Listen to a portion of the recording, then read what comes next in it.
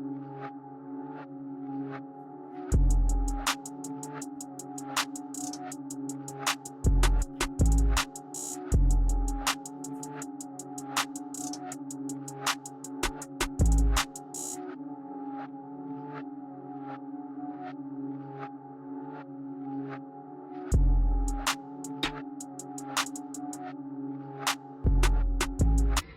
We'll do it live. Fuck it. Do it live. We're doing it live. Cue Tang Clan, Sunday night, 10 p.m. Sunday, July 19th. Where would you rather be than right here, right now? There's no tomorrow. That's the line, right? Sammy Hagar? Yeah. A few beds I wouldn't mind being in tonight.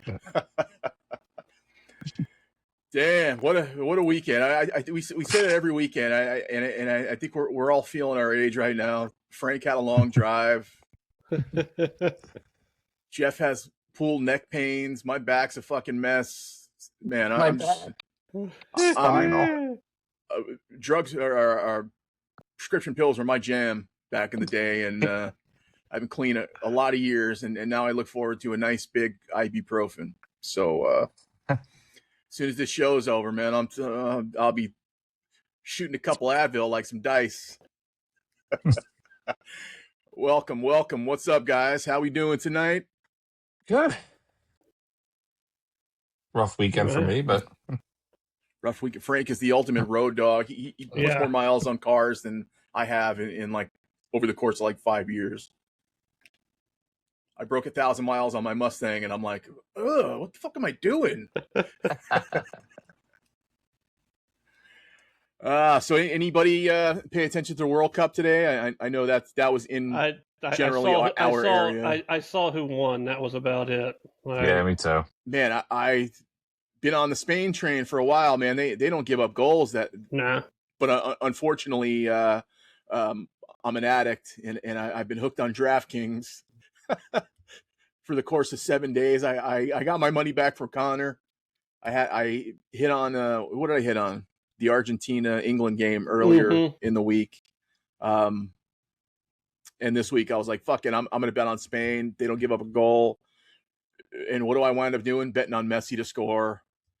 Betting on the amount of corner kicks in a game. Real fucking degenerate shit. Did the corners hit? The corners hit, just not the Messi goal. Yeah. So Spain is your world champion for the second time, and I'm glad Argentina didn't win because I don't like when people get up to the amount of World Cups that Italy has up in the 4 region. We should have had 5 if Roberto Baggio would have been healthy in '94, but that's besides so the bad point. with soccer. I don't even think I could tell you like 10 nations that are in the fucking thing. You throw a dart and be good there. I might be lucky enough. Yeah. I'm a New York guy, so soccer's all we have to cling to. It's at sometimes. I could probably go through that old Animaniacs song where they sing all the countries and just you'd hit them. So that's the World Cup. Spain's your champions. Are you guys into baseball at all? Absolutely. I used to be a Mets fan, but they make me sick. To hear that. I'm in like limbo right now. I probably watch more Orioles games than anything, but I grew up having to hate the Phillies, and especially when Lenny Dykstra got traded for Juan Samuel. The D-man. And that was very bitter to me. But now that I live in the area, Citizens Bank Park fucking rules. I love it there. It was absolutely packed this week. Yeah, that's what I figured. The home run derby was had to be a insane. nice week for them. I mean, we missed winning it by 1 swing. That's crazy. Yeah. Man, that's such a there's a stigma attached to that shit because I went there many a times wearing Met shit and seen the Bears play there. Well, they say that shit about our stadium. Like every time you go there, someone's going to fight you and everything like that. I've seen a lot of people, and I'm friends with a lot of people that come from different areas. If you don't say dumb shit, no one's going to give you a hard time. Yeah. If you do dumb shit, we're going to go after you. There's a couple occasions where I went to Wells Fargo to watch the Islanders play, and I went immediately to Tony Luke's afterwards, and I'm sharing tables with guys wearing Flyer jerseys. Oh, yeah. And I'm in my Islander shit. So it's there's a long history there, and for us to share a meal like that, it's the stigma's bullshit, and like you said, it's all based on how you act around people in public. Rob, hit your chat. I want to say something real quick though. I actually had a friend that was doing the camera work for the event. So one of his ideas was when you see the guys, especially like Schwarber was left-handed, when they did the side angle where you'd see him swing and the ball would go towards the stadium. That was actually his idea to do that. Oh yeah, yeah. Him and I were talking about it on Wednesday. Yeah, I'm glad they kind of took away, like the timing and the minute break in between in the home run derby, and they kind of made it more true to form, that old school home run derby rules. Years ago, there used to be home run derbies from the 60s on ESPN. Did you ever see those? Oh yeah, the black and white one, Mickey Mantle. Yeah, and Hank, Mickey Mantle, DiMaggio and shit. I used to love those. Yeah, it was like a half-hour episode every week. It was tune in next week. It down. We've got Harmon Killebrew. Yeah, I love that shit. What's up with the chat, Jeff? Did you say no? The studio chat or Instagram chat, either one. Oh, okay. Let's take a quick gander.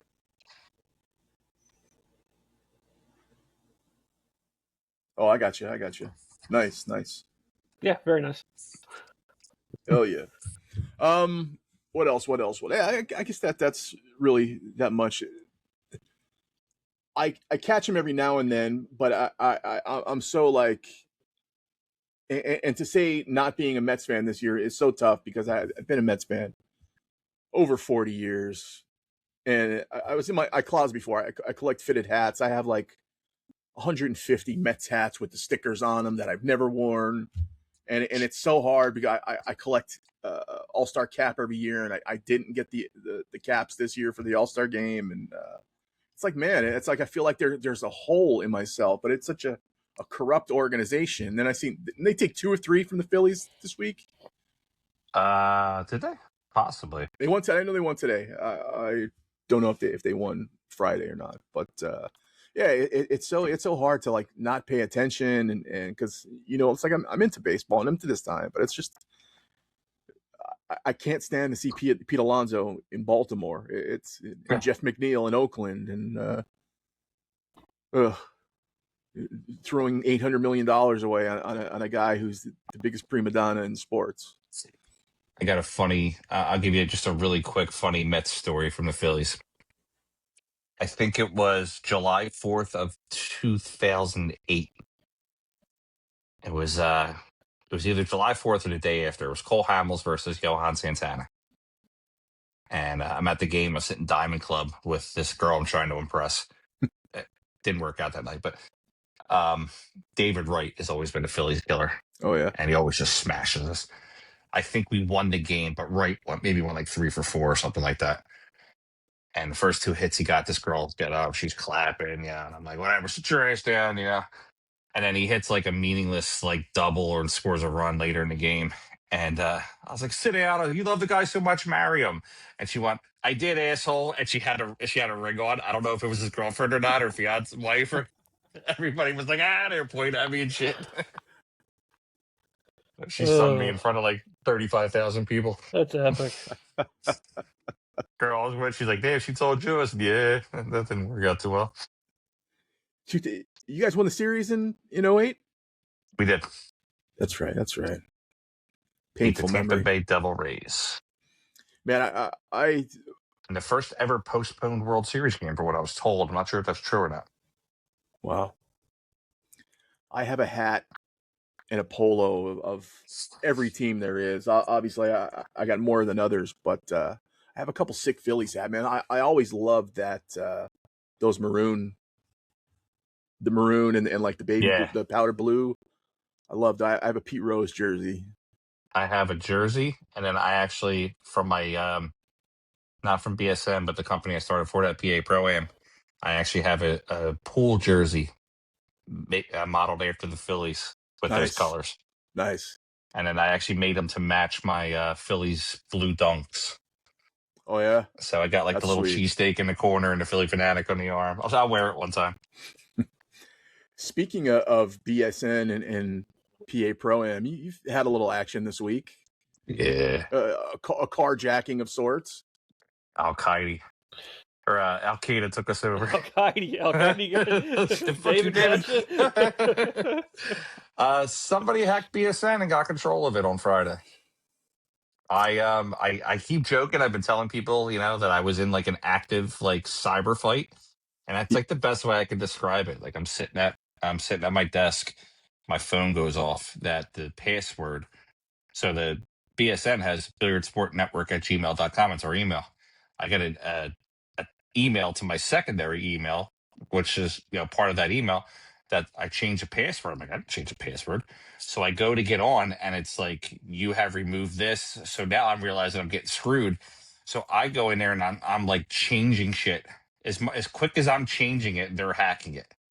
So I immediately knew that I was going to get like screwed here. So I abandoned it, jumped right on YouTube, and started sending YouTube a message, like basically like I'm under attack. Mm-hmm. And within 35 minutes, they had control of BSN. Wow. And they changed all the permissions on it. They turn like basically the way that they steal it. I've been researching this all weekend because I'm fascinated by it. The way that they steal it is that they turn the permissions on that it's that basically it's owned by a child. So then they can name one email that could say yes or no to anything. So if I got back in, they could basically lock me out of it. And then I found out. Here we go. Maybe it's this one. Yeah, because I'm trying to pull it up now, and it's like the channel's just not even there. Now YouTube shut the channel down because they went on with some kind of stupid ass crypto live stream. Some guy, Marlon. It's probably a fake name, but Marlon Brooks or some shit like that. So so BSN got shut down temporarily. YouTube and I have been in talks. YouTube has recognized that it's a hijacking, and now I'm just in the process of getting it back. Now, you had a live that you did a couple days ago. One of the things I caught from there, Raymond Linares commented that your buddy Delson works down the hall from Google or YouTube or something. Dell has some contacts that he might be able to help me out with. But YouTube and Google have acknowledged that it was hijacked. Because like in my follow-up message to them, I told him, I said, I've managed 7 different YouTube channels. They're all pool players, pool companies. Never, and then I don't have a strike on any one of them. Why would I do it all of a sudden to this one? And they agreed. They're like, yeah, we can tell that this was something that happened. Apparently, they target sites that have like between 25 and 100,000 followers. They don't go after these millions ones because they're like super protected. Right. But they try to basically get 5 or 10 of sites like mine or channels like mine a day. If they can get 2 or 3, and from what I've been researching, is basically if they get one of these channels and get at least 2 or 3 people that are on this channel to think that we're the ones trying to sell the crypto, then they make a shit ton of money. Right. Yeah. So I watched this guy on YouTube called Scammer Payback. This guy goes by the name Pierogi, and he's fucking good, man. He hacks into these guys' computer. I've seen some of these. Every one of them like is the in call India. centers and Yeah. Senegal and India, and they're all like dozens of these guys in like a sardine can, scamming people, and he's helping these people live, like old ladies and women and just people of no remorse whatsoever. They're boop, boop, boop, boop, 10 grand here, 20 grand, 50 grand, and they're draining these guys. This guy's like a freedom fighter going back and stopping them and then fucking with the scammers. But what I'm trying to say is that shit's so fucking real. I've been checking crazy. My emails because I'm expecting to get like a hijack email, like we have your account, we'll give it back to you for 10 grand or something like that. But YouTube shut it down pretty quick yesterday that I don't even think they have access to it anymore. So hopefully, what I'm concerned is hopefully they didn't like erase all the shit. Like I have every video in my archive. I have a huge server that I have everything loaded into. I just don't want to have to go through the process of loading Yeah, all that that's shit work. back in there. Yeah. We'll see Especially what happens. Not you. going nowhere. Still here. I do want to give 2 shout outs real quick. One to Kevin Ross from Railbirds. He offered me his channel to use next week for the Vice City. Oh, Nice. cool. And Bobby Hilton from Sharkstream, same thing. You know, Very both of good. them Very are good. cool ass people. You know, that takes a lot of integrity to offer somebody Yeah. the channel that you make money on. And both of them said, yo, if you want to use it, you can keep whatever you make. You know, they're in it for the right reasons. And you know, I would like to say that I would do that too, but I don't know. But I shout out to both of them for I mean Bobby's my buddy, and I just met Kevin last week. He seems like a really cool dude. So shout out to both of them for you know, offering to help, you know, with everything. But I have a backup channel, PA Pro Am Pool. That's gonna get changed. It's probably gonna be called Billiard Sports Live or Billiard Sports Network Live, just for the time being. And then if I can get it back before then, no harm, no foul. If I don't get it back by next week, that's where we're gonna go live at. Nice. So what things can you do in the future? Not that I want to disclose any fucking Yeah, no, plans it's fine. for the people. What can safeguard you in the future from something like this? So I had 2-factor authentication. So if you're a streamer, I want you to pay attention to this. 2-factor authentication, sorry, is not always valid. I had a couple friends reach out to me. There are some other sites and other places that you should go. You can look them up on Google to get basically your passwords run through that. And then the way that it was explained to me is you have a password with that app, but then that app will consistently change your password on YouTube like every 30 days. Mm-hmm. So this way they can't hack into it. They'd have to hack that app, and apparently that app, I'll get the name of it, but apparently that app is like unhackable. So And they'd have to know Nice. that you're using that app specifically to Exactly. try and hack it, and whole conglomeration of stuff. Yeah. So that's where we're at with it. You know, it sucked for a few days. Like I felt like I got my car stolen. You know, I love my wife, but she didn't understand like the brevity of the situation. She was like, "Well, I don't understand what it means." I'm like, "Every fucking thing we did for 5 years, somebody just took." Gone. Oof. And then she understood it. I broke it down into different terms for her, and she understood it. So, yeah, like I said, it sucks. The people stole it. You're a piece of shit. And at some point, I'll catch up with you. Yeah. But everybody that's following me or whatever, I'll be back. I ain't going nowhere. Yeah, I would have offered up my channel, but then like 30 people would have seen the event. Moving on. Here's an event that people did watch. A few, for 5 minutes at a time. Let's just. I got a small clip here. This is how it ended, and I think if you're into pool and you see the way this ends, you get the gist of how the 2 days went. We got a Facebook Everybody and needs to TikTok. check that out.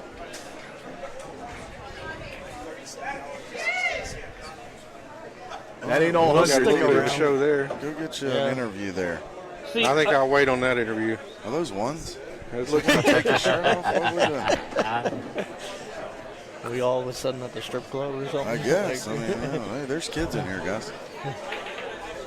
There's upstate.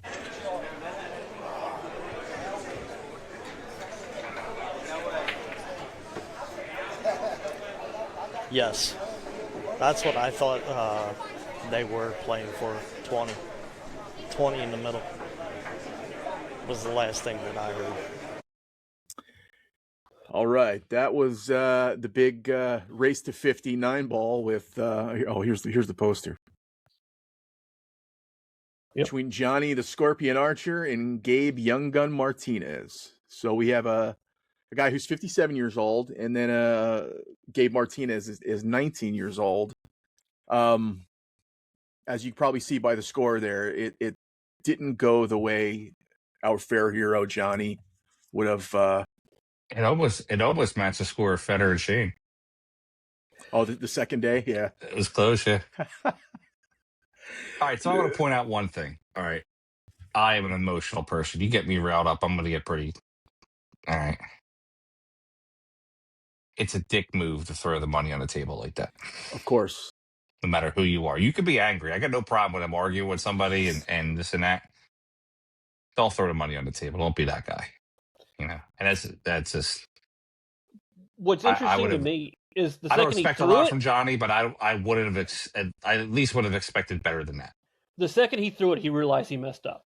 Yeah, He went and picked it up. Yeah. He went and picked it up, like because if he would have just been on it totally, he would have just walked away.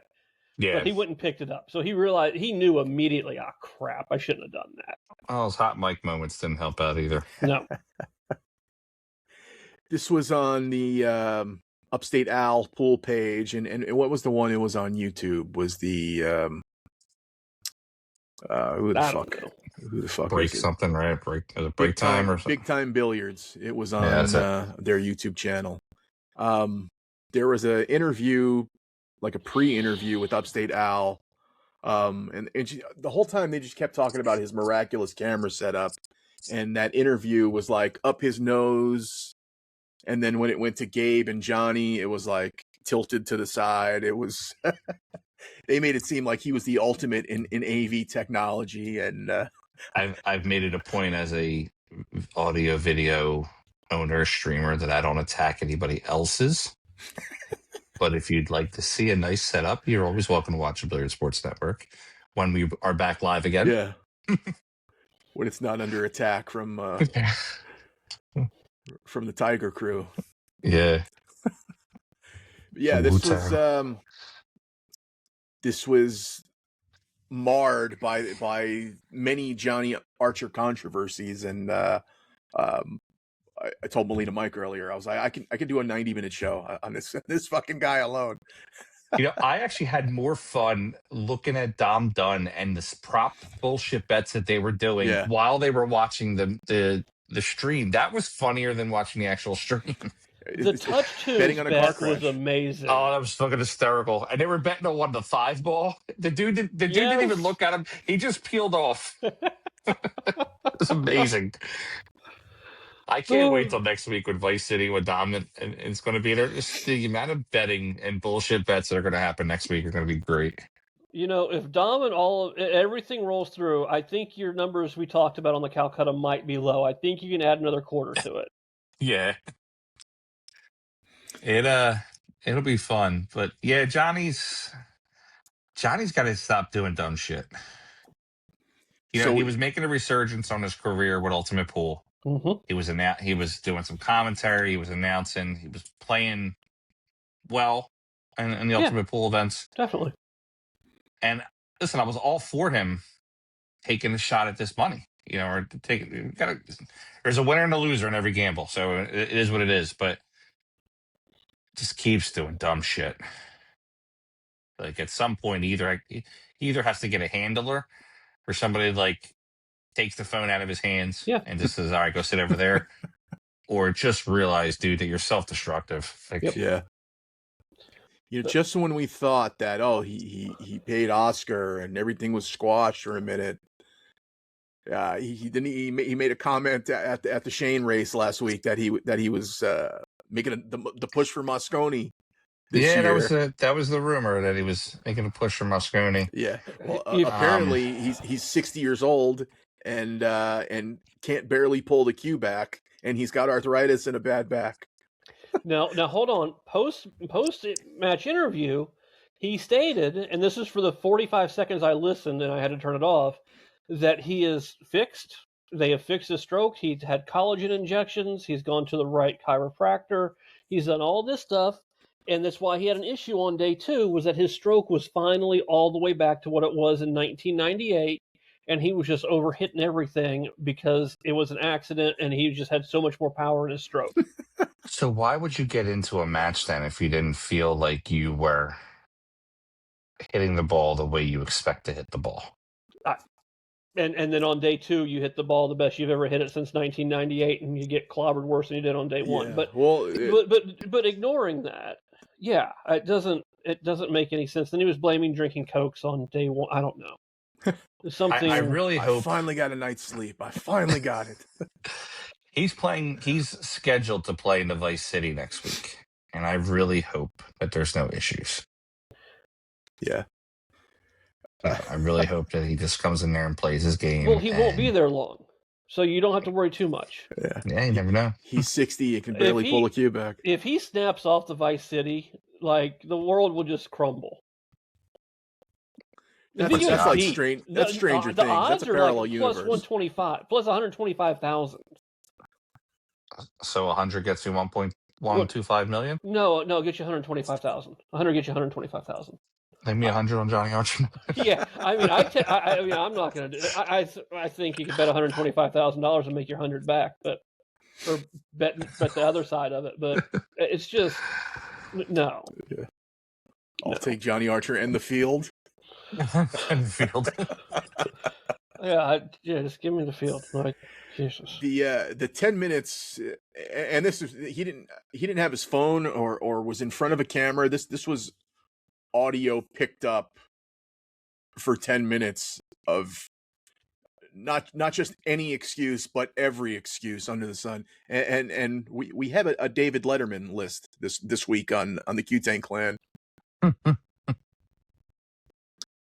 Reasons Johnny lost according to Johnny, and these are verified. These are checked. These were all available on audio. Number one, Gabe can't rack. Gabe couldn't get the one ball frozen to the rack. That's what he said over and over. But they were playing push after the break, correct? You had to push after the break, from my understanding. I didn't know anything about that. So who cares? You've got to it push didn't out matter, anyway. yeah. The only way that matters if the balls don't, if they stay clustered. Yeah.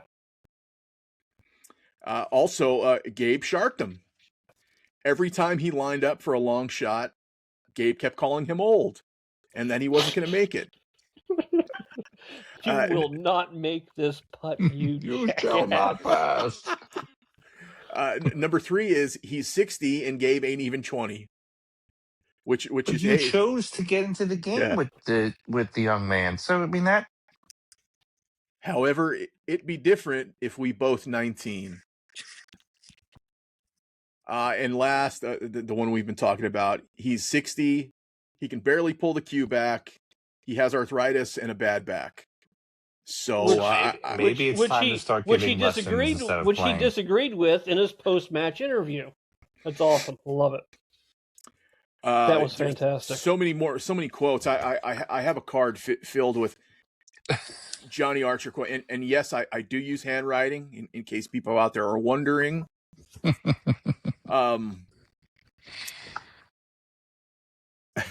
So many of them. I've never been treated like this ever in my life. I wish I had enough room to supply a like a Howard Stern Fred wall of audio clips to play on these things, because they're gold. They're pure gold. I sat there. I listened to it twice, and I couldn't write fast enough. He had to go back to the hotel room to take a poop. Apparently, Gabe Martinez took a half-hour break to take a shit, and he couldn't shit at the venue, so he had to drive a half-hour back to the hotel to take a shit and then come back. Wait, so I've been Gabe, to some of them pool rooms in the South. I don't fault Gabe for doing that. one thing with pool tournaments in the South, I watch very closely what I eat before, during, any time, and most of the time I just don't eat because I'm not dealing with that. Yeah, that's bad action. Then Johnny goes on to say, it just at the peak of all his rants and all his excuses, he says he'll slap the shit out of Gabe or he'll get somebody to do it. And I think it was Al at that point who was kind of like, Al kind of jumped on him. They were letting him go and letting him rant, but I think Al kind of shut it down to where he said, "Come on, man, that's enough of this shit." Yeah, I can let him. We can let him talk shit. But once you start doing the physical thing or saying you're going to grab somebody else, you're just crossing a line. If this was pool back in the 1998, 1994, 1989 era, if somebody was sharking like that all match, you would have just got up and slapped the shit out of them right there. Yeah, there would have been I fisticuffs. would have much more respected Johnny if he would have got up and slapped the crap out of him right in the middle of the match and been like, "No, you're not doing this to me. I'm done." Well, do we have confirmation that he was shocking him? I have read several comments from people that have said he was. I don't know if it's true, but apparently my rule of thumb is when I read those type of comments, the first thing I do is I check their friends list. Are they friends with both of them or one of them? Right. So I don't want to say for a fact, but Yeah. there was probably something. Was it to the degree that Johnny says? Probably not. Every pool match, there's a little bit of back and forth. Yep. Especially with that kind of money. As there should be. Yeah. And once again, why aren't these guys mic'd up during these matches? Good God, people! They're putting on a show. So yeah, all right, so let's touch on the rules aspect of it. They're not so gambling in a back room anymore. They're here on a live stream. Put mics on them and let's go. Yeah, put mics on them. Let's do that. I'm in for that. And get a goddamn referee, man, or somebody to at least rack the balls that you both trust. Yep.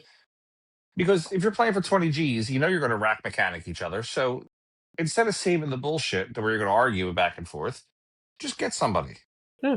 Pay the guy $100, $500, whatever. There was a point about it because Johnny kept saying that Gabe wouldn't rack the one ball to freeze with the rest of the rack. They had guys taking pictures of it with camera. They were sliding pieces of paper in and out. Sophia Mass was even taking a look. She jumped up on the table. Everybody's looking at it. It's just Johnny was on one. And if Gabe was fucking him over with the rack, Gabe wound up letting him rack his own the rest of the way through. Yeah. Maybe he thought it was That's what happens when you play old school rules.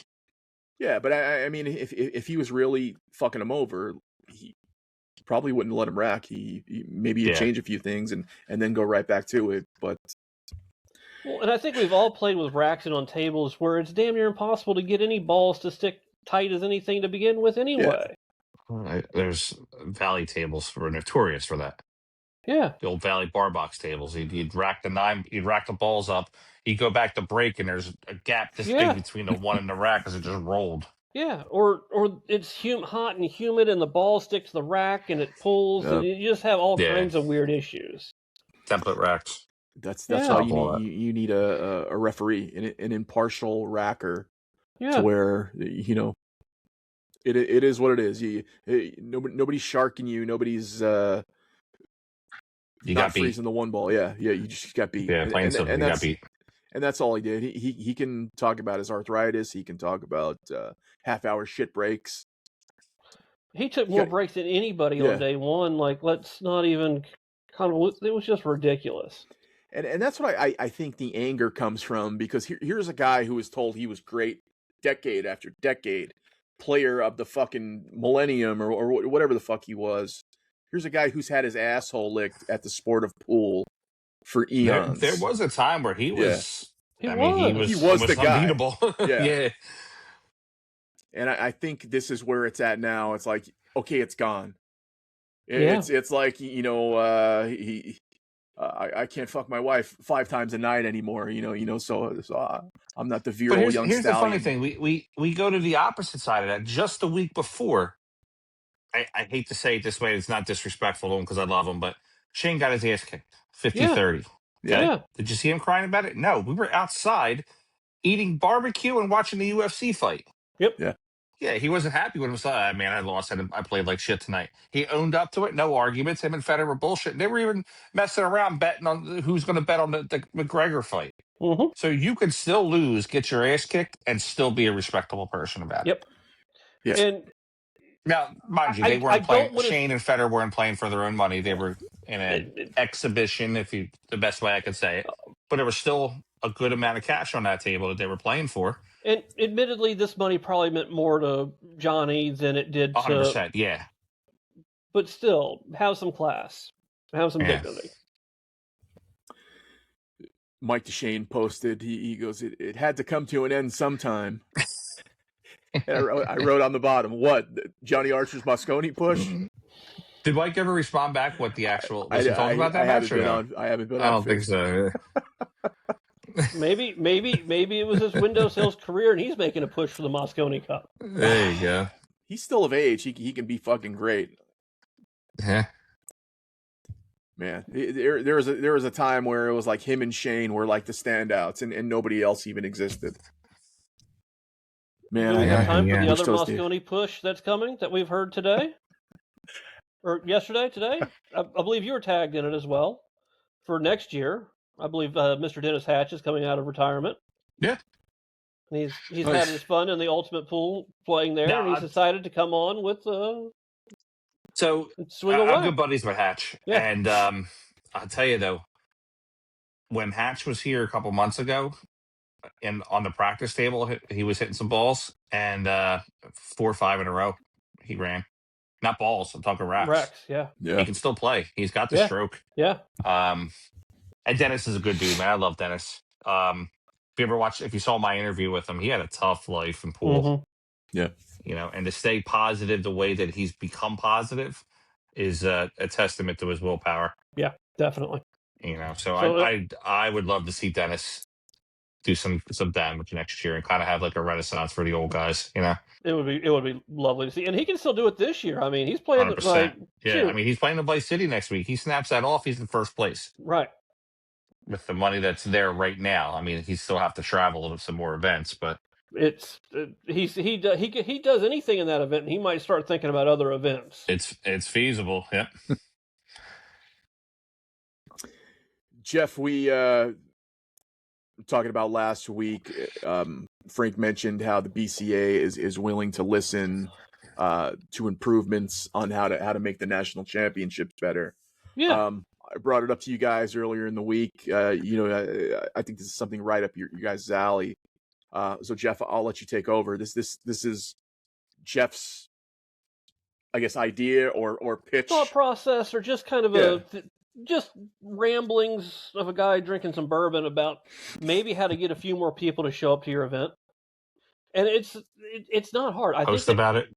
That is a big part of it. Ding. I mean, one of them. I mean, geez, guys, you got to do something like that. But I think the other thing is the location, and it's not the venue. Okay, I'm not saying anything bad about the venue. I looked into that venue, and I mean, besides the pictures that we saw of it, where it looked amazing, it's got a hotel attached to it. It's got other hotels and everything right in the area. Like, it is an amazing thing. If it was anywhere other than Dubuque, Iowa, it should be where the U.S. Open's probably held. Like, I mean, it's that kind of a place. It is standout, no doubt. But the problem with Dubuque, Iowa is Dubuque, Iowa. Yeah. You've got your airports. Let's see here. You've got 3 airports that are roughly 2 hours away. Waterloo Regional, 100 miles, give or take, 2-hour drive.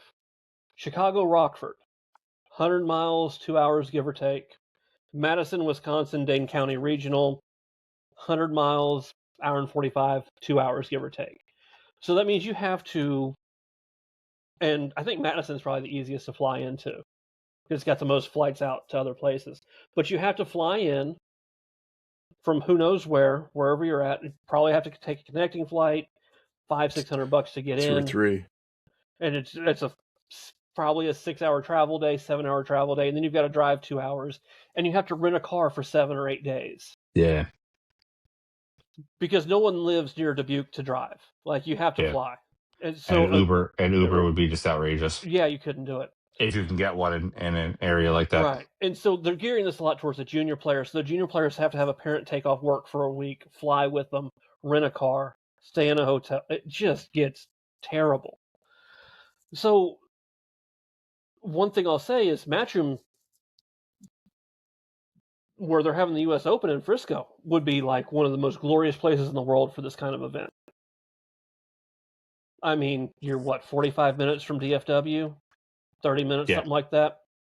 You can Uber over there. You can stay in Frisco. You don't have to rent a car.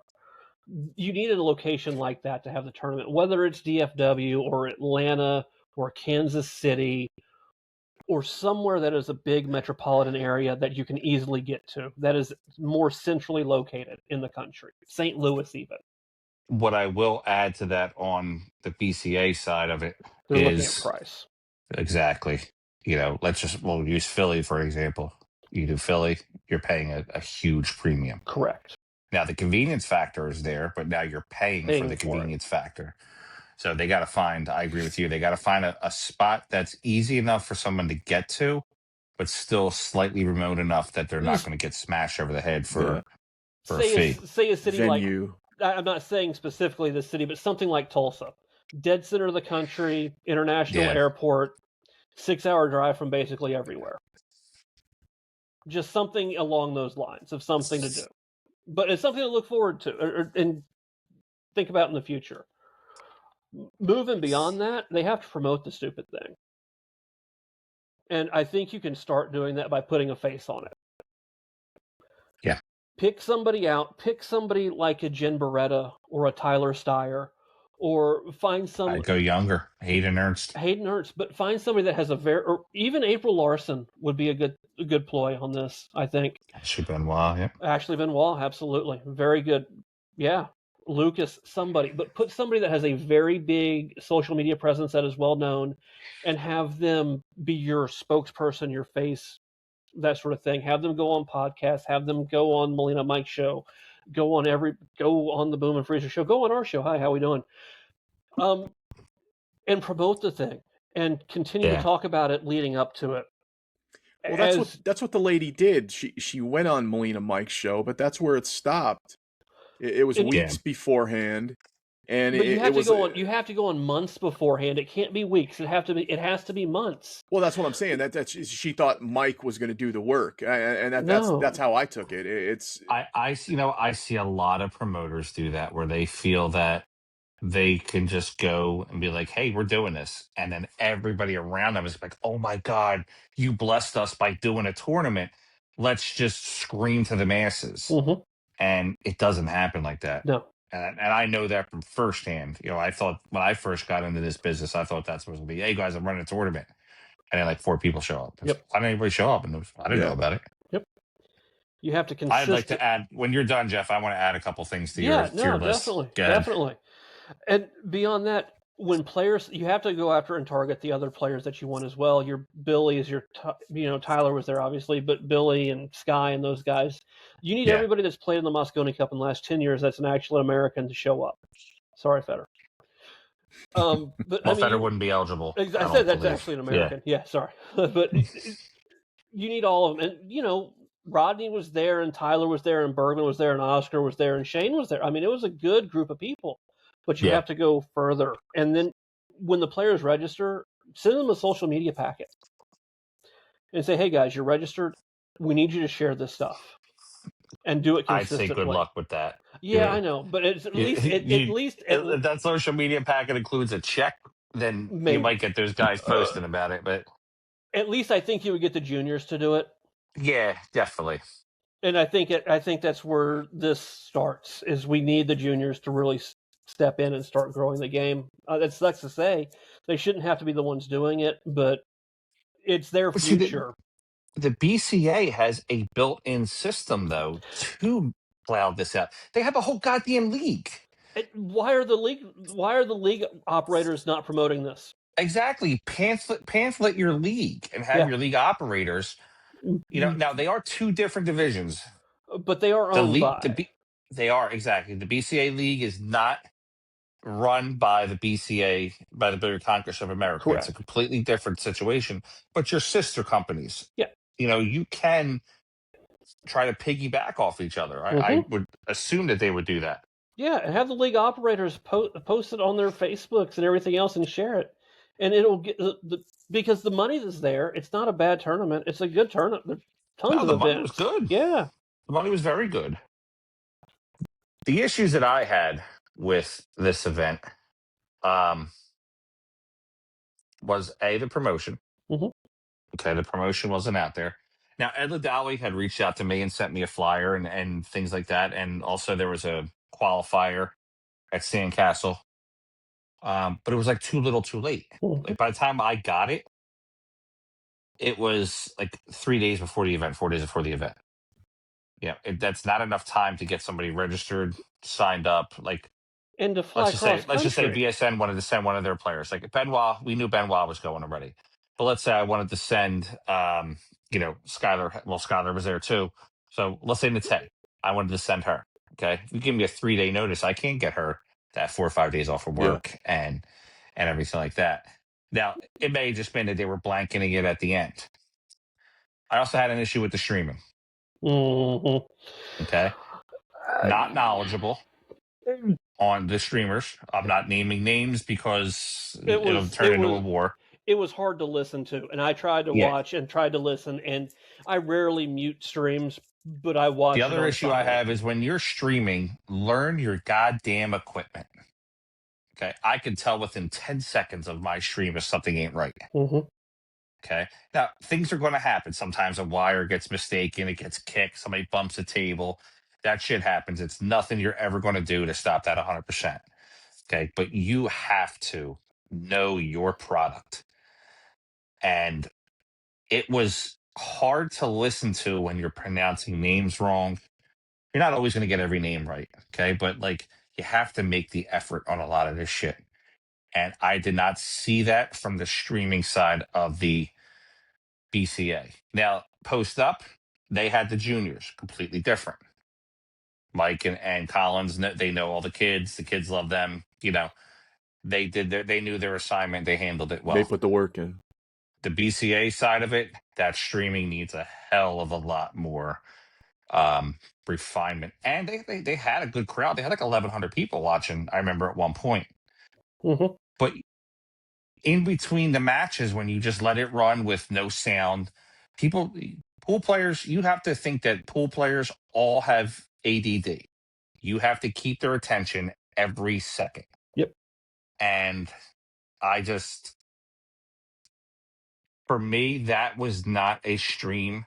And I'm not saying that BSN's going to do a better job. They have to hire us. I'm not even trying to say that. As a fan, as a pool nerd, a pool fan, that was not a stream that I thought would be part of a national championship.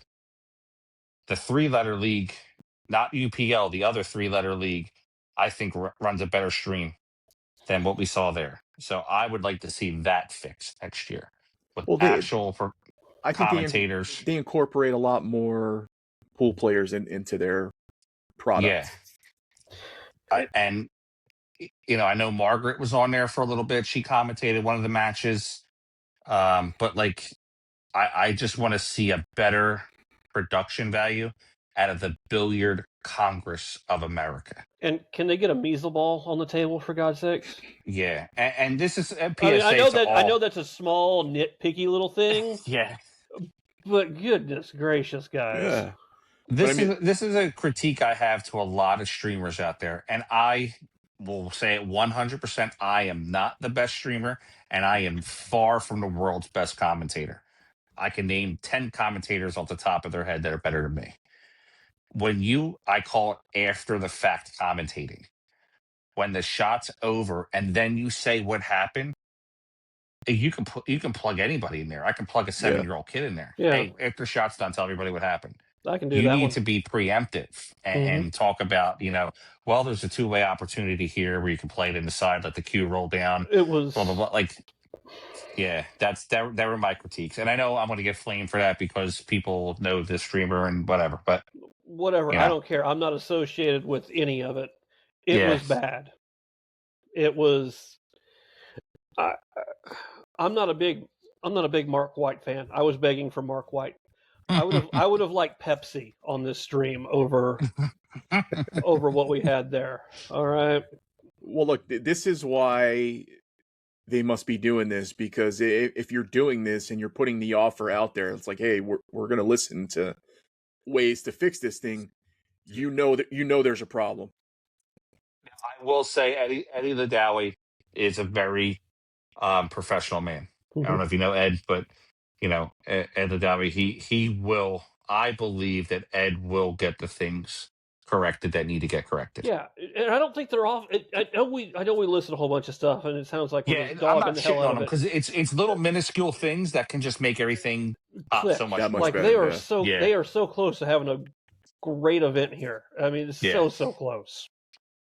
And it's an event you want to pull for too. Yeah, it's a U.S. national championship, and the winners of that get to go represent the U.S. and world. So we want good people there. Yes. Or I would love to see somebody that nobody ever saw before come in there and beat the shit out of everybody. Like a kid that just came on the scene, a 22-year-old that nobody ever saw from a local pool hall and smash everybody. You know, like I look at it as, how do we tell the story? How do we get new blood in there? And if we could see new people showing up that you never saw before. Yeah. Yeah. Like Justin Martin. A lot of people know Justin Martin if you follow pool. But if you're not somebody that really follows pool, you're not gonna know who Justin Martin is. 760 Fargo, plays well. You know, like that's how people like that get a better dossier and they get known more by playing in that type of event. Mm-hmm. I'd like to see more of our players. This is why making the location better and Agreed. easier. Yeah. I mean, this is an event where we should have a Rob Saez, we should have a Hennessy. Yes. I mean, BJ Ussery. Yeah, Raymond should be there. All these guys should be there. Maglino. Yeah, there's get a Maglino huge out of list. Florida, sure, but yeah, there's a Look, ton. There's 100 people that should have been there. I didn't want to do this, but if it helps the sport, I'll play. I mean, go you're gonna fall on the sword for us. go donate and have fun. Who cares? Like, that's the thing about this game. Like, I mean, real quick, I'll just rattle off without the top names. All right, I'm gonna leave when I say top names, Mosconi player, Sky, Billy, all that. Shit. Yeah, obviously. I'll rattle off 15 players off the top of off this list here that should probably be there. Okay. So Bergman was there, so we won't count him. But Maglino, Jovan Bustamante, right? He's from the U.S. I don't know. No, he's not. He's not from the U.S. No, he is technically Filipino. Right. Filipino, you're right. But he does play under the U.S. flag. Sometimes he's a resident. It's a weird thing. Josh Roberts could do some great damage here. Thank God, yeah. Okay. Evan Lunda could do and that's not far from him. He could do a ton of work there. Jeremy Seaman. Yep. You know, Justin Hall. Oh, absolutely. Most people probably don't know him. TJ Steinhaus, 766 Fargo. You know, Mitch Ellerman, Jeremy Saucy, Calvin Coker. I mean, these are names that, if you know pool, these are guys that can do a lot of damage. Yeah, Chris Reinhold. Yeah, absolutely. Absolutely. These are guys that can do.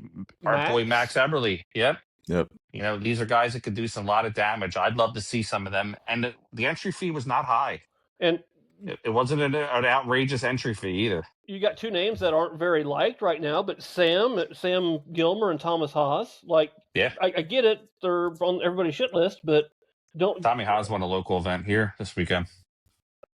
Oh, did he? Yeah. I mean, don't tell me that Haas couldn't have gone out there and snapped one of those events off. Yeah, Tommy easily could have. I'm curious next year, and I hope that they do maybe reach out to us prior to the event for some promotion. I'd love to promote it. Yeah. I don't even have to have anything to do with it. I would just love to help promote it because it's a U.S. national championship, and I'd love to see, good U.S. pool. Yeah, it's. I feel like I said it before. I feel like that lady just. I'm going to do Melina Mike's show. His show will go everywhere, and then I'll be home free. It's when she should have hit Mike, hit us, hit Boom, hit. Make your way through the. You see guys promote a movie. Even if you don't do the interviews, you need to blanket social media. Yeah, and take your snippets from the interview, and blanket social media with them. Yeah. Take your 35-second clips that you're talking about the event and hitting the key points. I mean, you're putting money. If you're putting money into the event, what's it going to hurt you to put maybe $100 or $200 out, a couple $100 out to jelly up one of the streamers that, hey, listen, man, you get really good numbers. Could you mind putting our flyer in the stream? Here's $100. Cool. Yeah. Most of us will do it. And then join every pool social media group that there is on Facebook and post it. Post it so you get kicked out of it, basically. Yeah, that's what I do. Once a week, every week, on 34 different pool groups, post it. Who cares? Yeah.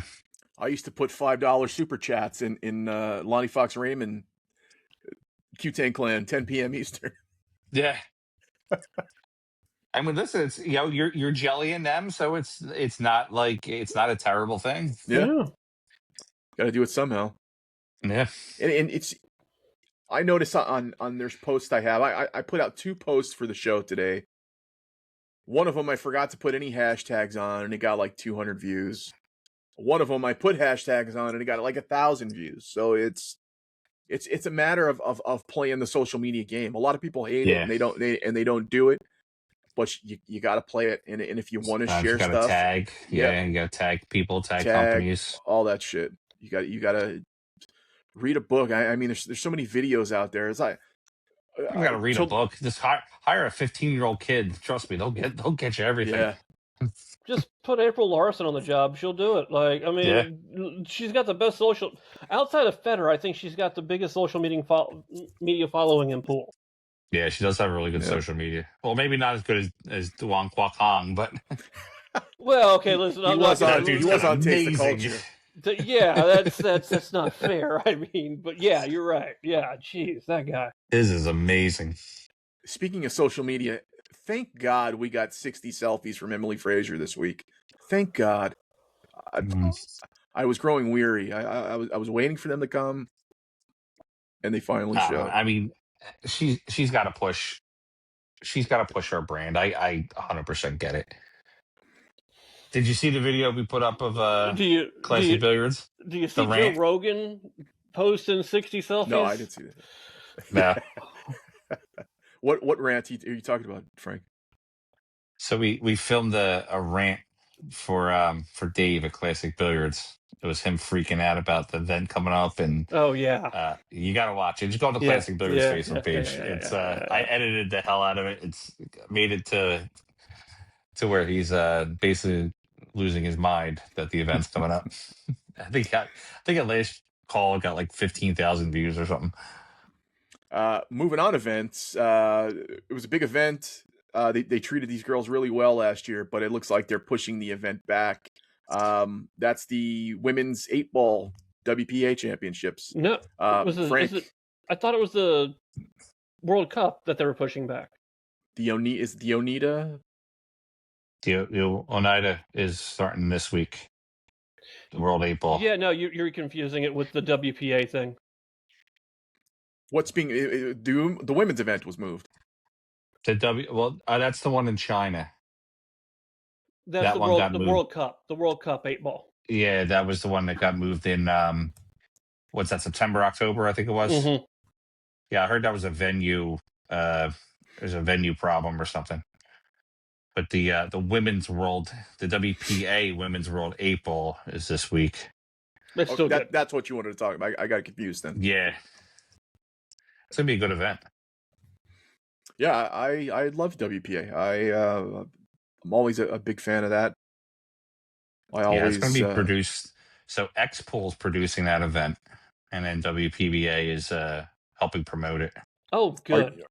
You're no more affiliated with them. You're completely done. I resigned my position with the WPBA. There's just creative differences, and I wish them all well. Yeah, it happens. Yeah, I mean, I still follow the hell out of them. This is a really good list of players that are playing in this. Cheska and Rubelin are both playing. Yeah. So which one wins? I mean, you would think, but then you got Kelly Fisher, and you got Christina Tkach. Weiwei's playing. Wanling Wang is playing. So I mean, there are players that can really do some damage. And it's 8-ball. Anybody can win 8-ball. Yeah. You don't have to be. You don't have to be the 800 Fargo to win 8-ball. You just got to know how to run patterns. Big table 8-ball is maybe the easiest cue sport to play after if the ball's spread. So women's big table 8-ball is a little different than men's. Yeah. They're working with a 12-minute shot clock, I heard. That would take a little bit. I would say for me, my two favorites are Rubelin and Margaret. Interesting. Margaret knows patterns so well. And I mean, her and I talk all the time. She's such a student of the game. And she's on this heater right now where she's just playing really well. And I think it's going to be Margaret and Rubelin will be the top two in that event. Yeah, anytime there's an event with Kelly Fisher, I always she's my go-to. I think she's And better than. Jasmine's playing again. I think she came in second last year, or I did think Jasmine win so. it? Yeah, I think she. Yeah, Yeah, that's right. That's right. Yeah, you gotta like. I don't know. I just wish I knew which way. I just wish I knew who was breaking the best out of all of them, because that's just exactly who I would go with. yeah. I mean, whoever spreads the balls the best in this event wins. I think that's what it really comes down to. Because they can all pot the balls. That's not a problem for any of them. It's getting that opening look after the break where everything just kind of lies in a decent spot. I hope they changed. So last year there was a ton of people upset with the choice of using the Aramis black set because they couldn't tell the stripes For the because time of the ball, yeah. for all the Oh, balls I'm sorry, because yeah. because they had the black in there. Mm-hmm. So I'm hoping this year they just go right with an Aramis Pro Cup set instead of That'd the be Aramis nice. black. So last year, here's the top 6 in this event last year. Jasmine won, Okay. so That's she's the right. returning That's right. champion. She beat Cheska. Mm-hmm. Margaret came in 3rd. Amber Chen came in 4th. Oh, 3rd, 4th. Right. Bean Hung and so 5, 6, 7, 8, and the same, right? 1, 2, 3, 4. Yeah, they got this messed up. But going down the line, it would be Bean Hung, Sosoa, Pia, Kelly Fisher, Pearl Chang, Samia Kanashi, and Anna Gradisnik. The top 10. Yeah. And I'd say half of them are all back this year. Yeah, CSO Couple new names. is always a good bet as well. Yeah. Yeah, I mean, when she's in a tournament, she's always going to be a favorite. Look at Christina with the post showing off the new boy toy. A little payback for all those Fader selfies. I just talked to her tonight for a few minutes, and seems like she's ready to get to this event. Good. Good. You know what? Sophia- I would like to see Christina win this and snap it off and just get back on Me too. get back on it and go. Yeah. I mean, it would be great to see. She's such a sweet person that, I mean, she puts in a lot of hard work and effort, and I mean, obviously it shows in her game. And I'd like to see her, like you said, I'd like to see her do very well. Couple names in this tournament that could do well. Well, obviously Brittany Bryant, she plays strong. Pia is kind of being overlooked right now. Sophia plays very well. Chihiro Kawahara is playing in this event. She plays a very strong game. Wanling Wong is always big to win, 5 or 760 something Fargo. Minatani plays well. So Sakura Muramatsu, a lot of these international players are big targets to play well in this event. Christina Zlatova, she's always a target to win a big event. She's always on the cusp. My goodness, top 16, top 8 nonstop, and just never quite gets there. It just sucks. A couple new names I'm seeing on this event. What was it? Layla Shaheen? That's the young lady from the Middle East, I believe. And then Salma Shaheen, so I'm assuming they're related. Soa obviously is playing. And then some U.S. players. So, yeah, it's going to be fun to watch this week. I don't know who's commentating, though. I'm curious who they have as commentating, because Lonnie won't be there. It's interesting. Lonnie's going on. She has a second honeymoon thing. I hope her and Bob have a real good time. And so I'm curious who they're going to have commentate the tournament. I know the guys from Expo always do a good job, so I'm excited to see what they come up with for the event this week. Yeah. Kyle Will this and be all those guys are or So a top match. Will this be on X-Pool or will it be on WPBA or WPBA's YouTube, Okay, produced by X-Pool, cool.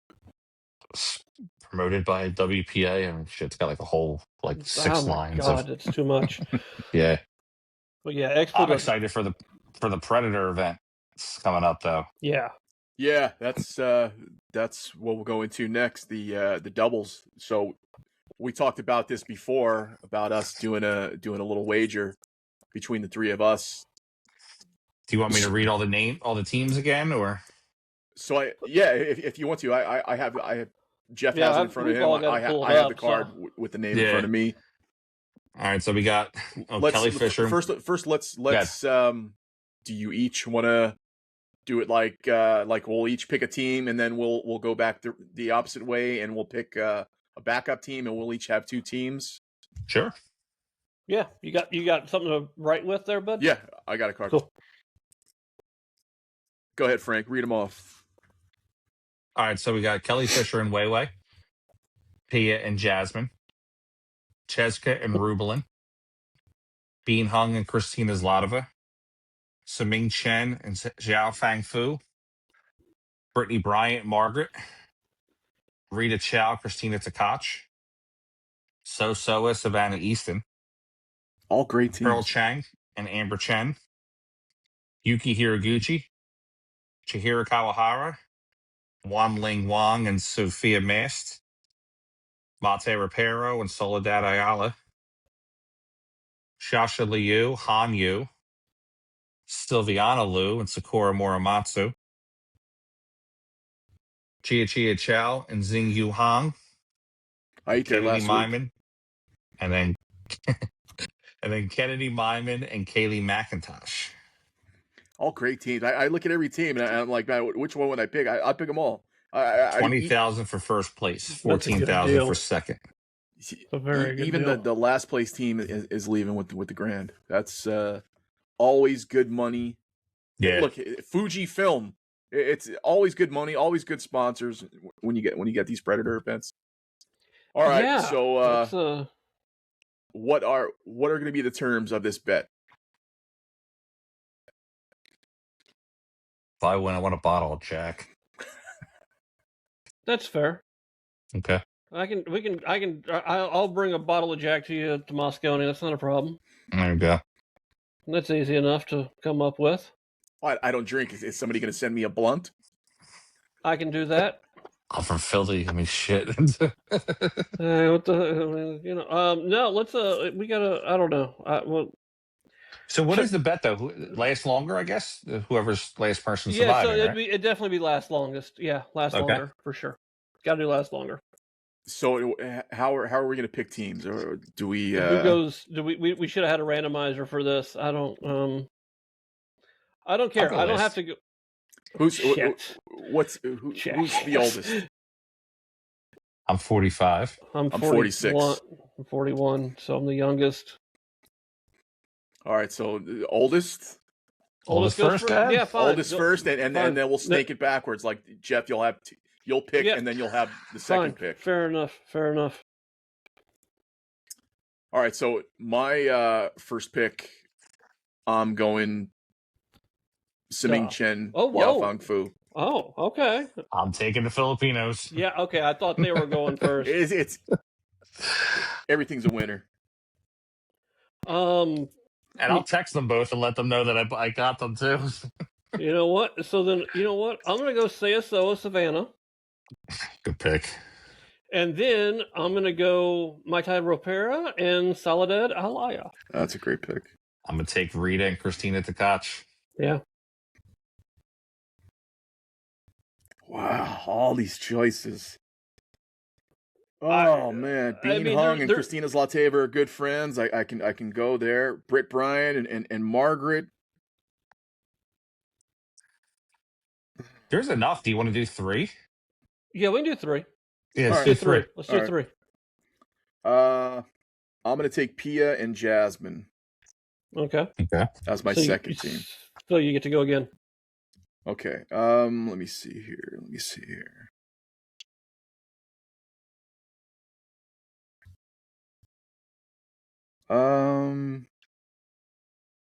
I'll take Bean and Christina. Bean and Christina. Yep, the Slayer. Okay. Just want to see one thing real fast.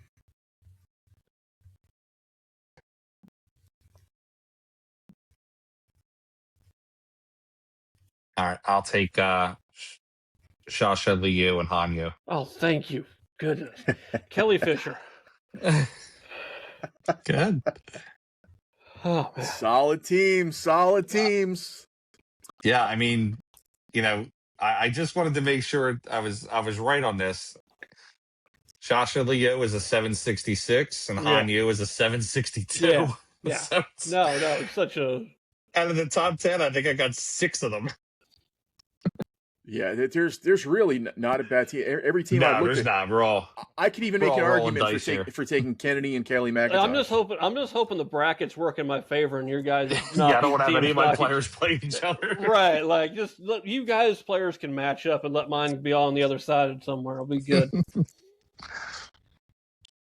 I got something to root for. Me and my wife bet on these two, but we can't put those bets online. Yeah, that is so often and kudos to Predator for switching things up and keeping it fresh and just giving you stuff to watch that's interesting. Great doubles events too. It's not like we've complained about any one of them. You know what I like that they did a couple months ago when they did those little showdown matches where it was like, remember like Shane played filler, like the one pocket stuff, and then I like when they were doing those. Yeah, they had the banks at the World 8 Ball. Yeah, that was good stuff. I always very love fun. the little Challenge of Champions thing they do. They'll take the 8, 9, and 10 ball winners and play them against each other. Yeah, this women's 10 ball looks like it's going to be a pretty good event too. Mm-hmm. Yeah, it's what is it in Rome? So I mean it's Rome, yeah. Hell of a destination for them to do stuff. I know all these girls like doing little excursions and all that stuff. Yeah, you just go ahead and put women in Italy. Let's see what happens, Yeah. Yeah, how are they going to hate that? Bellissima. They're going to buy a bunch of bags and pizza. Exactly.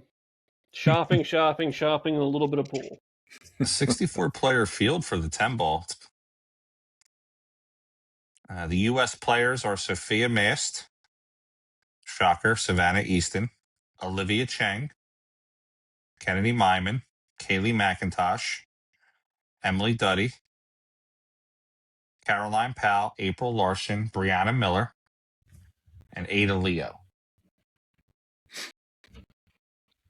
That's a good showing for America in a 64-player field way out there. It also should be noted, I thought actually Benoit was playing in this. Maybe not. Maybe I'm wrong. It also should be noted that Margaret now, the sanctions were lifted. Margaret is now playing back under the Belarus flag. Oh, okay. Which, some people just be, oh, yeah, whatever, no big deal. But if there does become a Olympics or a World Cup type situation, we know Margaret's playing where she's playing for. Right. That's good. Keep an eye on Sandra Baumgartner. Okay. In this event, she plays well. Let's look at some of the names here. If there's any Polish players, Alina Prima, she plays. Yeah, if there's any Polish players, bet the house on them. They're going to win. Mm-hmm. That's what they do. Ina Kaplan from Germany. She plays very strong. Yep. A couple Middle Eastern players. I like seeing that now. Some of the Middle Eastern players are starting to play. Yeah, so I'm excited to watch these events, but I'll have to watch them secondary because they're same time I'm going to be busy. Yeah, so maybe set a little monitor up next to what I'm doing. Want to hit the other event before we hit the main event? Sure. Yeah. So Ultimate Pool USA coming up this week, starting with a couple money matches. Roddy the Rocket Morris versus Shane Thompson to start the day at 1 p.m. And then you roll into Justin Bergman and Tom Topcat Cousins, the top-rated player in the UK. So that should be a... Tom Cousins is predicting 30-24, 30-something, about 30-24 for him, is what he's thinking. Man, they do not give Justin Bergman flattering pictures at all. I don't know that he takes a flattering picture. I don't think it's their fault. But I think Tom Cousins has that score a little flipped. I think it's going to be 30-24 Bergman. I think he puts in the work and gets it there. Now, I'll take Cousins plus 5. You'll take Cousins plus 5? I'll take Cousins plus 5. I'll buy it plus 4.5. Buy it 4.5. Plus 4.5. I'll Can take. I bet that somebody throws their cash on the table at the end? Yeah, that will not be happening. I gotta stay firm on plus 5, but I'll put a bottle. I'll put a bottle of your Angel's Envy up there versus a bottle You're of pushing them. You're pushing them. Blackberry Jack. Blackberry Jack. I had to see. So my only the only issue with this bet is availability. So we have to be able to counter to something else. Just because I can just lord it over your head. I don't care if I no. I don't have a problem. I don't have a problem with the bet or the stakes. Yeah. It's just whether they can physically be purchased on where we're at and that sort of thing, right? You think I can't drink a whole bottle of liquor at the Moscone in one afternoon? I think you can. I'm saying if I don't have availability for Blackberry Jack because I don't know that I've ever really seen it. Yeah, that's fine. Yeah, okay, great. So we can switch to something else. Yeah, I'm down. Fine. Plus 5. All right, so I got Cousins plus 5. You got Cousins plus 5, yeah. Okay. So we're gonna have to break out the gambling brochures. That's a terrible bet for me. DraftKings, if you're listening. 4.5 is such a good bet. 5 is so terrible. How do you get a half in pool? Well, it means I know. If he gets to 4, I win. No. Well, if he gets to 26, I lose. No, he's right? 20. No, he gets to 26, I lose. That's right. Oh, you're right. He gets 26, 25 is a push. Mm-hmm. I was avoiding the push. 25 is a push. 26, I lose. So, yeah, that's fine. I'm down. I'll roll with that. Gladly. Okay. And so that rolls into the my favorite event of Ultimate Pool is always the shootout. So I like the shootouts.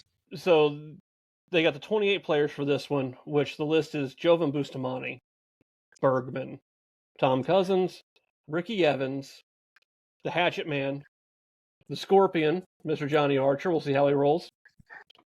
Oscar Dominguez making his Ultimate Pool USA debut. That's big. It's very big. And I really want to watch how he does. I think he's gonna do some work here. Yeah. Chris Melling, Rodney the Rocket Morris, Shane Thompson, Sam Henderson, the most notable Barbox 8-ball player out of Oklahoma, Shane McMahon, the Bluegrass Badass himself, Mr. Skylar Woodward, Hayden Ernst. Always capable of snapping events off. Any Barbox thing. Yeah. Always. Hayden Ernst, also possible to just do anything he wants. The senior elder statesman of the world, David Matlock. Manny Perez, who would not shock me to see win this thing. No, Manny's a good kid, man. He plays well. Manny is one of those guys that also, speaking of the BCA thing, he should have been there. Or was he there? No, he wasn't. Manny was there. Manny was there. Yeah, he was. Okay. Yeah, he was there. Yeah. We got Joey Gray, Big Swole. Joey Gray. Yep. Brett Snowden, qualifier out of St. Louis, the Ultimate Pool League operator. Yeah. Joe Prince. My boy. Alex. Joe Prince and I, we have so much fun together. Joe Prince. Looks like such a fun guy to be around. Alex Olinger, another operator out of Dayton, Ohio. Gerson Martinez Boza, back for his second event. Winner. Winner? Winner. That's not. He knows the rules this time, I think. Yeah, winner. So I think he can do some real good stuff. Caden Herbach, Chase Stumful, Gavin Matthew. We got the junior. Watch out for this kid. Man, watch out for this kid. Man, Orlando Moscone Cup, the first year they had it, I made some serious money backing him and Gage playing on the outside table when no one knew who in the Classics event. Yes. Yeah, watch out for Gavin. He's a strong kid. He really is. Eric Charlton, great Yeah, guy. Eric plays well. Fun stuff.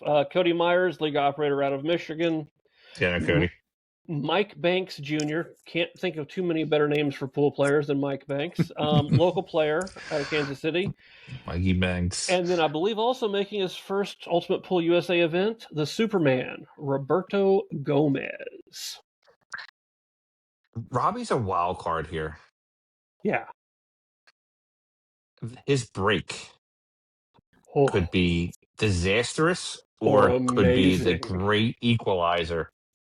I mean, he could make 7 balls on the break if he gets into it good. Are they doing a doubles? I didn't see. Hold on. I've got the schedule of events down here. Yeah, I didn't see a doubles. I do not think they are. They do have a mixed pairs. They do have the mixed pairs. Do they? Yes, they do. Okay. They do have the mixed pairs. I haven't seen the player list. Is Roberto playing with Kelly by any chance? I don't know. I have not seen the player list for the No, mixed no doubles player list. at all. Okay. But yeah, so the obviously order of events: Wednesday, you've got the 2 money matches. Thursday on the TV table, you've got the shootout and the open and mixed pairs. So Thursday, they're starting it all up. Friday, KC shootout, the open, mixed pairs, and the women start. Then Saturday, you've got just everything running, and then Sunday, you've got the finals. It's a little. It's a little. I'm looking at the women's list here, and this is not meant to be disrespectful towards the women, but having the WPBA 8-ball the same week, there's a lot of notable names that come to these events that aren't on this list, and I was just curious about it. But looking at that list of the ladies, keep an eye out for Julie Skripik out of Ohio. Julie plays very well. And it's her first. I know it's her first Ultimate Pool event, but she plays very strong. And then a couple other good players in this event. Sandra Arroyo plays well. Mm-hmm. Tatum Cutting, she plays well too. So I like Ultimate Pool's production. My boy Josh Setterfield, who used to be my partner at BSN, he does all their social media now. That awesome video, that KC video. Yeah. He made that video. That thing was sick. Yeah. That was like a Ridley Scott-esque quality. I think they have one of the best formats for TV in pool. Like, it's just the way it works. The time matches and knowing when they're roughly going to end, it makes things so much easier for everybody. Yeah. So I want to see my classic billiards partner there, Gershon Bosa Martinez. Yes. He's got. Off. I think he's got a good shot to. I think he takes down something this weekend. Nickname Pompas. And then he basically has to come right back to, as soon as he's done, he has to fly right back to Florida because he's playing in the WNT event. Oh, that's awesome. Now, here's a question. How do you think he's going to make the change? I don't think he cares. I don't think it matters. Coming off a bar box, coming back to a 9-foot diamond. I think these guys play so much pool. Yeah. That adjusting from doing this to going back to a 9-foot table is no different than adjusting from one 9-foot table to another 9-foot table. Okay. On a one-off event. Now, if he spent the next 6 months playing nothing but bar box pool and then just went straight into a tight table 9-foot event, I think it would be an issue. But a one-off event like this, I don't think it makes much of a difference. A couple events coming up where he's like Sky's going. I know when Sky's done in Kansas City, he just became actually a league operator for Ultimate Pool. In Chicago.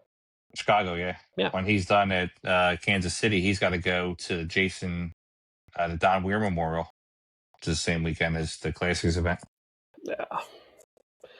I hate having pool events overlap, but I like that there's enough pool events that we have issues with overlapping. Yeah, I mean, we could pretty much, if any weekend you're stuck in a house, you can find some pool on YouTube, which is amazing compared to 20 years ago when there was nothing. Yeah, any time of day, there's always something on that Skinny Bob's channel. Yeah, they got something going on all the time. Yep, so does Griff. So the lipstick tournament the Mob put on in Vegas was this weekend. Yeah. Guys, before we jump into plugs, We I'm got sure one some more of you, event. yeah, I'm going to talk about that before the plugs. This was show number 50 for the Cue Tang Clan. It may seem like a low mark, but just under 4 years, that this show has undergone many changes. From the very first show I did with Ariana, I didn't know where it was going to go from there, and then I was doing it very awkwardly by myself, and just talking to nobody, and Welcome to commentary. yeah, talking with my hands and flailing around, to bringing on Jeff and Diana, and then just me and Jeff, and then obviously the three of us now. I'm sure you guys see my post before. Jeff, you've been on board for 26 of the 50 episodes now. Like I mentioned in that post, really great job. You've done a great job on here. I couldn't imagine doing the show without you. You come prepared.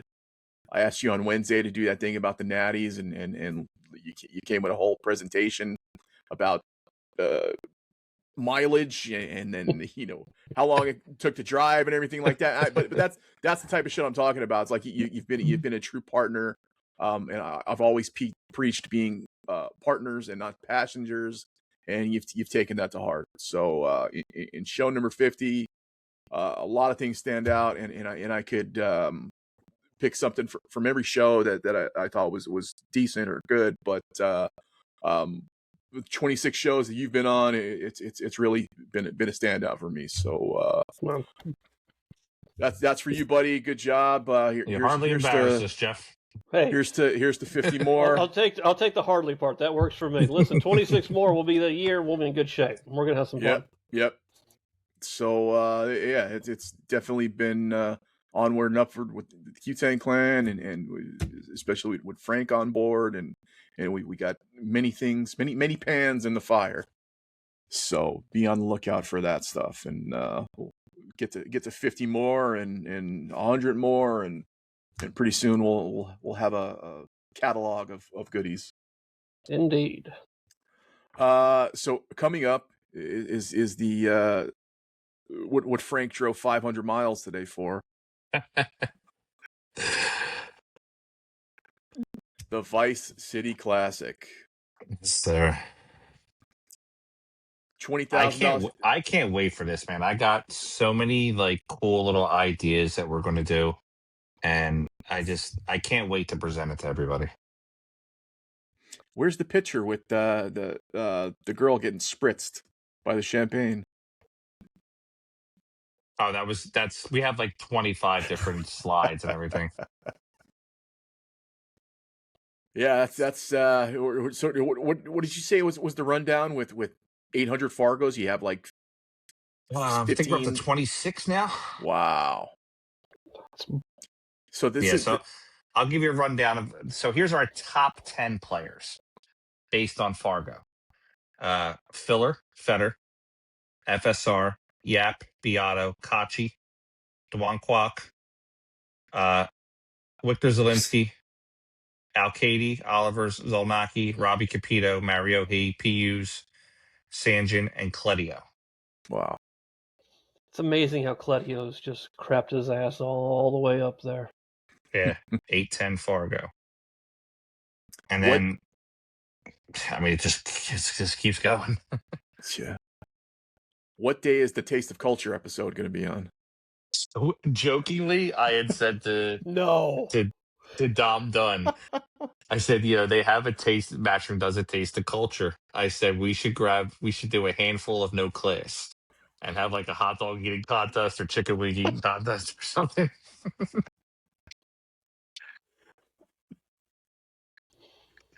Yeah, So it's a who's who of pool. I mean, basically It really is. this could be your Florida Open. Like if you took this list and put it into Florida Open, I don't think anybody would complain. No. I mean, rounding out, we got Dennis Graba, Alexis Pizelge, Roland Garcia, the Luna, John Mora, Jonas, Conrad, Mickey Kraus, AJ Manis, Torsten, Meglino, Bergman's playing. Tyler Witali, Georgi Georgiev, Dennis Hatch is playing. Josh Roberts, Mustafa Alnar, Demetrius Lakatos, Arseni. I mean, I said the list just goes on and on. Almost, I think we're at 700 players. Jeez. So Yeah. this is the best of the best. This is Eric Roberts and the Chinese guy showing up. Yeah, Eric Roberts is playing in the event. I mean, yeah, I mean, our lowest. I mean, we've got a couple 400 Fargos in there. Maybe they're going to come do some work. I like it. Good. Even if they get whitewashed, it's still a fun thing to do. Yeah, they're jumping in. I like it. Yeah. There's a ton of 600 Fargos. Man, it's going to be a great event. I would like to make a prediction. Sure. I'm going to take a shot in the dark here. I'm just going to throw this out because I think this can be a real deal. Roland over Bergman in the final. Papa Roland plays very well. Mm-hmm. Since I'm part of this event, I can't do any of it. But nope. Fair enough. I have never bet on Roland Garcia where he hasn't won me money. Yeah. Now, I will say, though, I am actually Eklund Conchi's good luck charm. I was about to. That's the first person I thought of, Eklund Conchi. Eklund Conchi has never played in an event that I have either produced, ran, or been a part of and not finished lower than third. Huh. So I'm like his good luck charm. So he better jelly me if he wins this thing. Just right up the door, So I want to talk real quick about the production of this event. So John Lehman's going to be our head referee. Ben Fuentes from Matchroom is going to be the floor manager. Good. Estel from Matchroom is going to be one of our referees. Jose Burgos is going to be another referee. It's going to be referee rack on this mainstream table. It's going to be area referee on the side tables. And then when we get to stage 2, it's going to be full referee rack. Shot clock on the main table. John Lehman's going to be mic'd up. I'm going to be able to talk to John while he's reffing. And he's going to be able to talk to us too, the commentators, me and Scott. So if we can make it happen, which we're like 99% sure that we can, when there's a foul, John is going to walk up to the camera like you do in a hockey game when like the referee goes up to the camera 2 minutes for hooking. He's going to tell us what the foul is and tell the crowd. So what's going to be the thing for scratch? The scratch.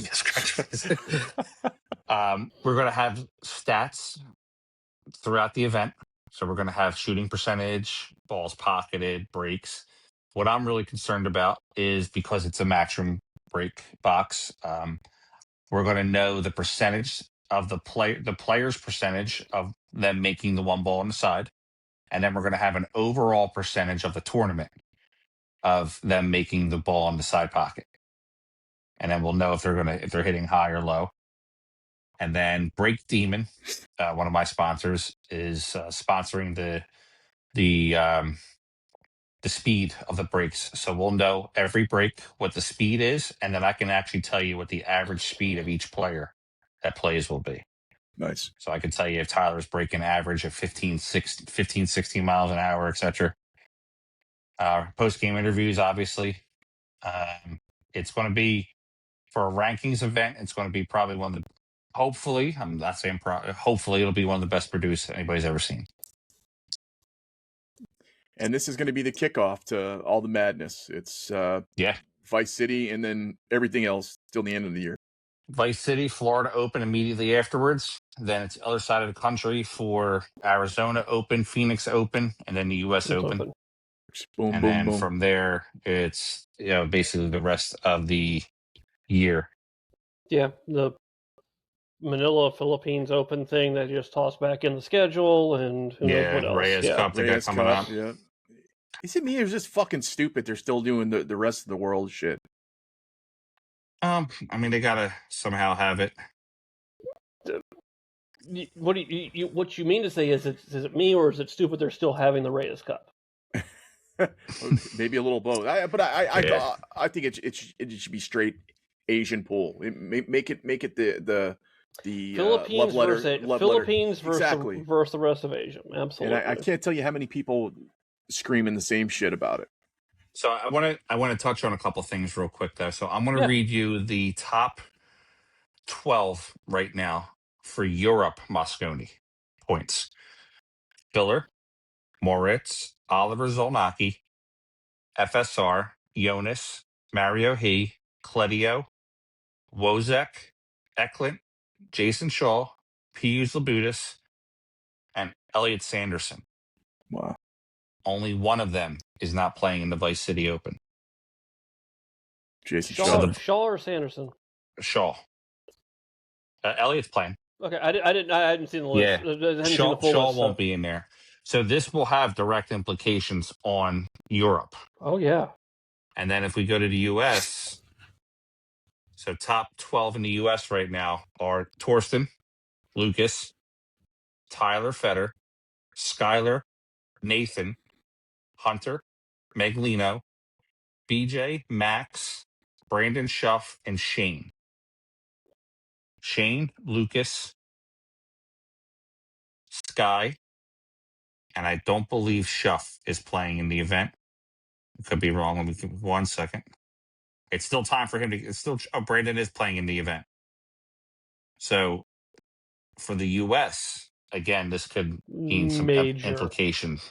You said Lucas is playing in the event. Lucas is not. We have him on the list still. We're just holding out hope. But what's going on with him? Any word? Any? He's doing better, recovering. But like back to this list for a minute. Meglino was 2,500. He's number 8. If Meglino's 13,000 for first place, if Meglino were to snap this event off, he'd be let's first. Just say, it propels him to third. As long as Torsten, as long as Fetter, Nathan Childress, or Hunter Lombardo don't come in second, third, or fourth, it would propel him from 8th to 3rd. Mm-hmm. So this could have major implications too on Mosconi for USA. Now, obviously, there's 5 events after that still in the US. You said Max is in this or no? Max is in this one also. Yeah. Nice. Yeah, Max can throw himself right in the mix of everything. Yeah, and you don't have to snap it off to throw yourself really into the mix of it either. I mean, second place for this is what, $8,000? Yeah. Second. I mean, but even moving up $2,000 is a world of difference on the U.S. side of things right now. Okay. Man, this is going to be a hell of a 30, 60, 90 days stretch. Yeah. With the Florida Open, we'll get some clarity here. The Florida Open will start to really get there, and once we leave Arizona, we're going to really start having a good Mosconi picture. Yeah, I mean, if you look at what's coming up, so Vice City is around a $71,000 prize fund. Florida Open's $225,000. The Arizona Open's $125,000. Phoenix Open is $71,000, and then the U.S. Open's $500,000. Mm-hmm.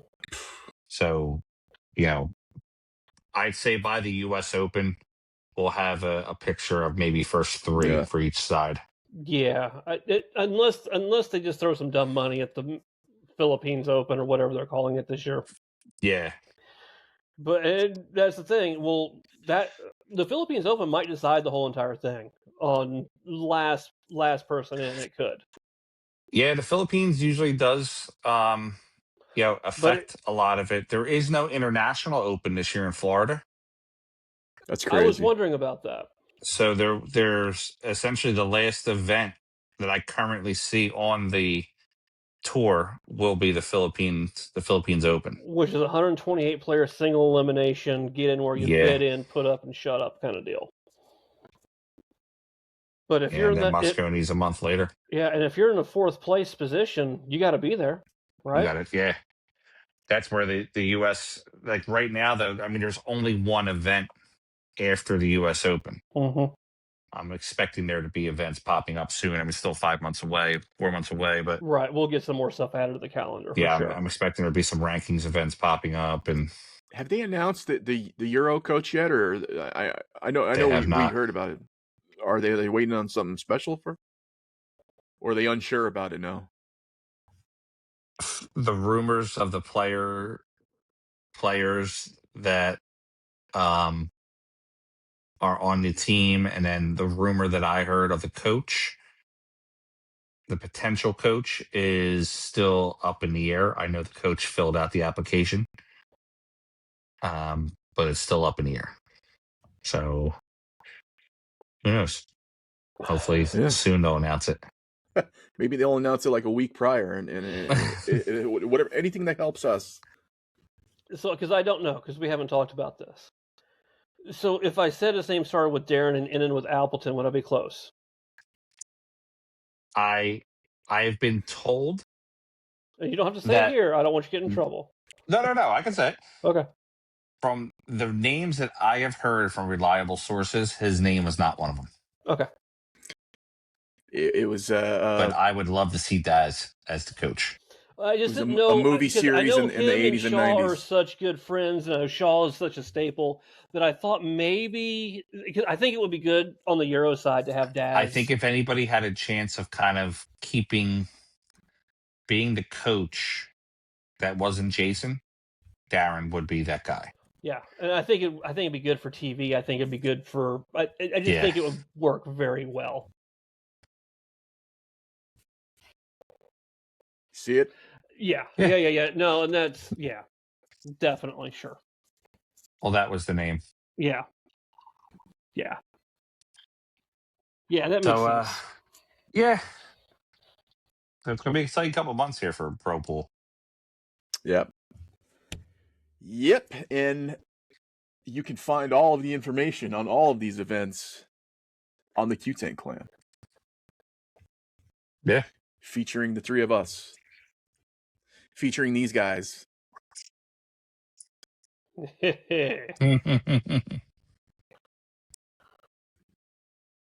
All right, you guys. Is that it? Let's do some plugs. I think that's it.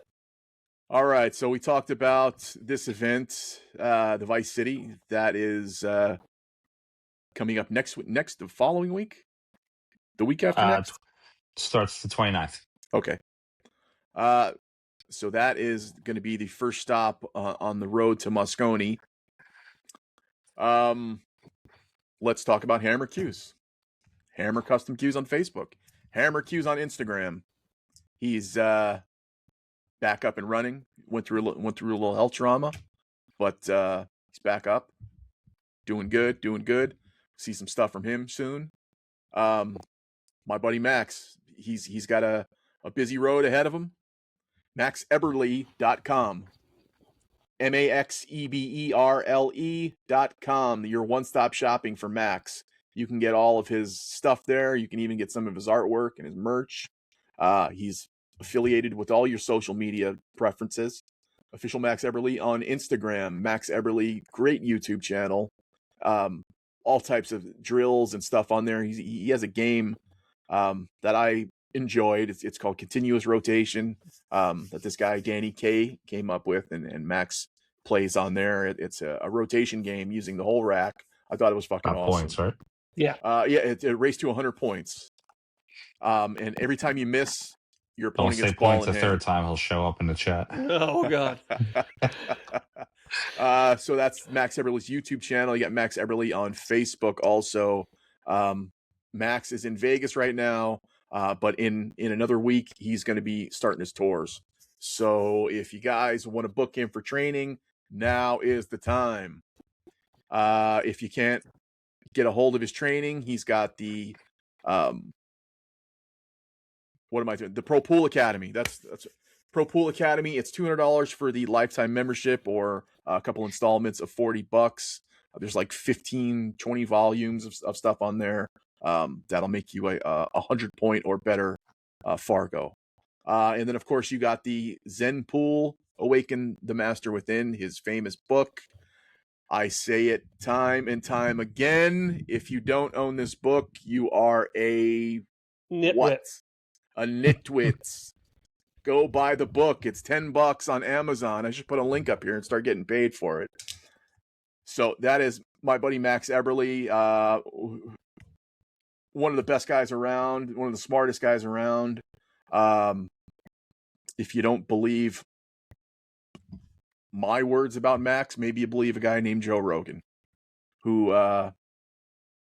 has an outstanding testimonial on Max Eberle's website. So, yeah, if you don't believe me, hear it from Joe, who's absolutely everywhere. That's about it. You can hopefully we get BSN back. You can check out Frank's life work on that page there. He's gonna be busy all this week, making him some time to go to Florida the following week. So don't bother him this week unless you got some Del Rossi's for him. And don't bother him with any of that Pat's or Gino's swill. It's the truth. You know, me and my dad go to Arby's a lot, and he's got the cheesesteak back. He's been getting the cheesesteak there. He loves it. He's actually raving about it. Hey, Taco Bell has a cheesesteak burrito, man. It's good, right? I'm not kidding. It's good. Don't say Taco Bell. You'll shit your brains out. Oh, please. You'll get the explosive shits. Me. Iron stomach. I'm fine. I used to eat breakfast, lunch, and dinner at a 7-Eleven. I think I'm good. I think all parasites have died off. All right, you guys. Check out Frank on Facebook. Frank Maialetti on Facebook. BSN. It's everywhere. YouTube. When it finally comes back. It'll be back. If it's not back, he's got the backup plan. He's going to be using PA Pro Pool, so keep an eye out for that. We're going to change that name, Billiard Sports Network Live. Stay tuned to Frank for details. If you want to yell at myself, don't yell at Jeff. Yell at myself. If yell at me, I don't care. If you have any handwriting tips or anything like that, send them my way. Send all your hate mail my way. I'll take the bullets for the team. For myself, for Jeff, for Frank, that includes our broadcast for this evening. Take care. Comb your hair. We'll see you again. We'll see you back here Sunday. Yeah, we're all